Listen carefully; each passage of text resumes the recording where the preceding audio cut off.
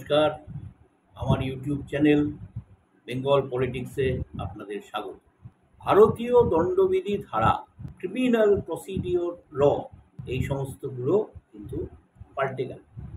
অর্থাৎ আইপিসি এবং সিআরপিসির বদলে গোটা ভারতবর্ষ জুড়ে 1 জুলাই থেকে শুরু হয়ে গেল দণ্ড সংহিতা আইন। এতে নতুন কি অন্তর্ভুক্তি ঘটেছে?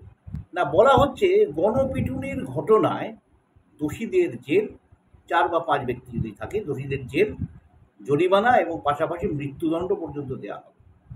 12 বছরের কম বয়সী কিশোরীকে ধর্ষণ বা গণধর্ষণ করা হলে যাবজ্জীবন কারাদণ্ড তো হতেই পারে, মৃত্যুদণ্ডও হতে পারে। বিয়ে, সরকারি বিয়ে, চাকরি বা পদোন্নতি, ভুয়ো প্রতিশ্রুতি দিয়ে, এ সমস্ত ভুয়ো প্রতিশ্রুতি দিয়ে আমাদের দেশে লাখো লাখো সহবাসের ঘটনা ঘটে, ধর্ষণের ঘটনা ঘটে।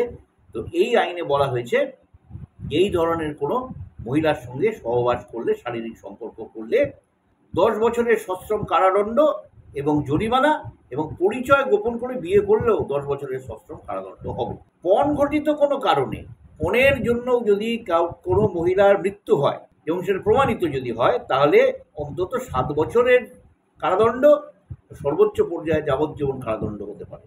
সংঘবদ্ধ অপরাধ অর্থাৎ অপহরণ, ডাকাতি, মুক্তিপণ চাওয়া, সাইবার ক্রাইম, এ সমস্ত ক্ষেত্রে যদি কেউ মারা যায়, ন্যূনতম 10 লক্ষ টাকা জরিমানা এবং মৃত্যুদণ্ডের সুপারিশ করা হবে। ছোট মাপের সংঘবদ্ধ অপরাধের ঘটনায় জরিমানা এবং 7 বছরের জেল।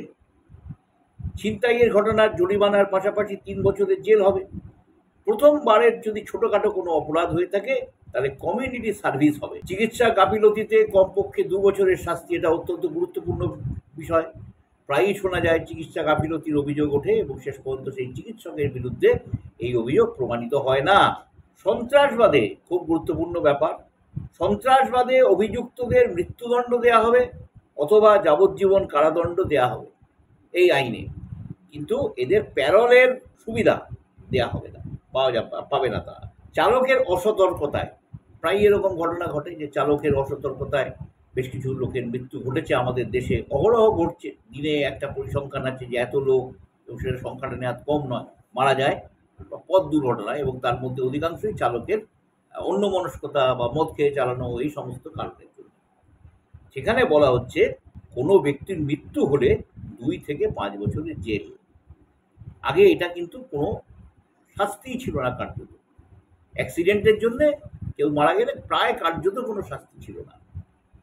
রাষ্ট্রদ্রোহ আইন তুলে দিচ্ছে সরকার, বলছে রাষ্ট্রদ্রোহ আইন তুলে দেওয়া হচ্ছে, তবে সরকার বিরোধিতায় নেমে ভারতের ঐক্য এবং সার্বভৌমত্বর পক্ষে বিপন্ন হয়ে উঠলে জরিমানা 7 বছরের, সর্বোচ্চ 7 বছরের কারাদণ্ড থেকে সর্বোচ্চ যাবজ্জীবন কারাদণ্ড হতে পারে।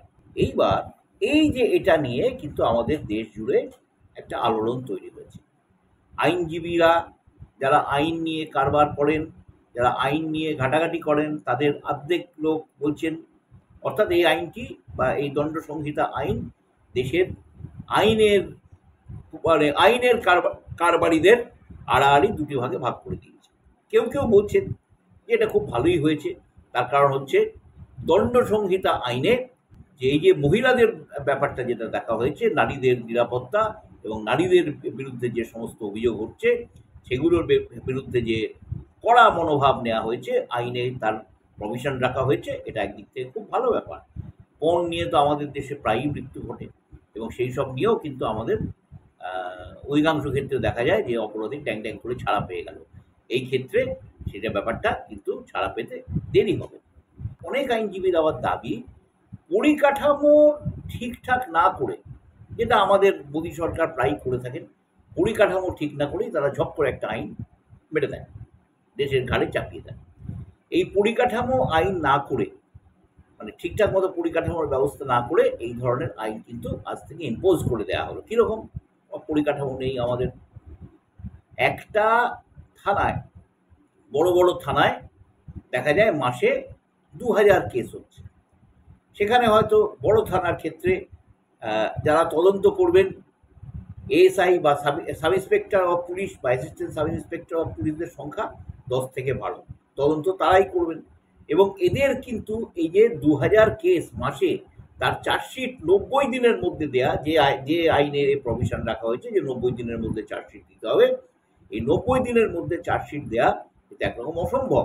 এবং যদি তিনি চার্জশিট দিতে না পান, তাহলে কিন্তু প্রত্যেকবারই যতবার তিনি এই ডেট ফেল করবেন, তাকে প্রত্যেকবারই কিন্তু তাকে ম্যাজিস্ট্রেটের কাছ থেকে অনুমতি নিতে হবে যে আমি চার্জশিটটা দেরি করে দিচ্ছি বা এত তারিখে দিচ্ছি। সিজার লিস্টের ব্যাপারটা উঠে গেল, যে পুলিশ কারোর বাড়িতে এলো, এসে কিছু কিছু পাওয়া গেল, বা কাউকে কোনো জায়গায় ধরলো, একটা গাড়িকে ধরলো রাস্তার মাঝখানে, সেখানে দেখা গেল খুব অস্ত্রশস্ত্র পাওয়া গেল, এইসব পাওয়া গেল। এসব নিয়ে কিন্তু দেখা গেল যে পুলিশ একটা সিজার লিস্ট তৈরি করলো। এখন বলা হচ্ছে না, সিজার লিস্ট করলে হবে না, এটা কি করতে হবে না, ভিডিওগ্রাফি করে রাখতে হবে। ভিডিওগ্রাফিটা কারা করবেন? পুলিশ কিন্তু করতে পারবে না। ভিডিওগ্রাফিটা করতে হবে যারা ভিডিওগ্রাফি করতে জানেন, যারা বিশেষজ্ঞ তাদের। এবং এই ভিডিওগ্রাফার কি সঙ্গে নিয়ে পুলিশ কি সব অভিযানে ঘুরে বেড়াবে? এটাই হচ্ছে একটা প্রশ্ন।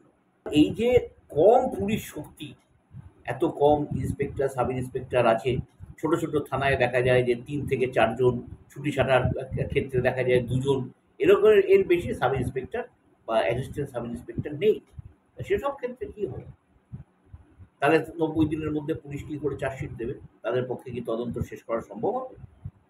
আবার অনেক আইনজীবী এইটা দাবি করছেন যে পুলিশের হাতে কিন্তু এই আইনের দ্বারা একটা অতিরিক্ত ক্ষমতা তুলে দেওয়া হবে, যে ক্ষমতা গণতন্ত্র এবং নাগরিক অধিকারের পক্ষে বিপজ্জনক, এবং তা অনেকটা অতি হস্তক্ষেপ হয়ে যাচ্ছে। রাষ্ট্রদ্রোহ আইনকে বিরোধীরা এই অভিযোগটা করেছেন যে রাষ্ট্রদ্রোহ আইন তুলে দেওয়া হচ্ছে বলে সরকার যেটা বলল, সেটা নিয়ে কিন্তু তাদের আপত্তি আছে। এটা তুলে দেওয়া কার্যত হয়নি, ঘুরিয়ে সেটাকে বরঞ্চ আরো কঠোর এবং শক্তিশালী করা হয়েছে, এবং যাকে তাকে এই আইনে কিন্তু ধরে জেল জরিমানা করে দেওয়া যাবে। নমস্কার। আমার এই ভিডিও যদি আপনাদের ভালো লেগে থাকে, তাহলে লাইক করুন, সাবস্ক্রাইব করুন এবং শেয়ার করুন।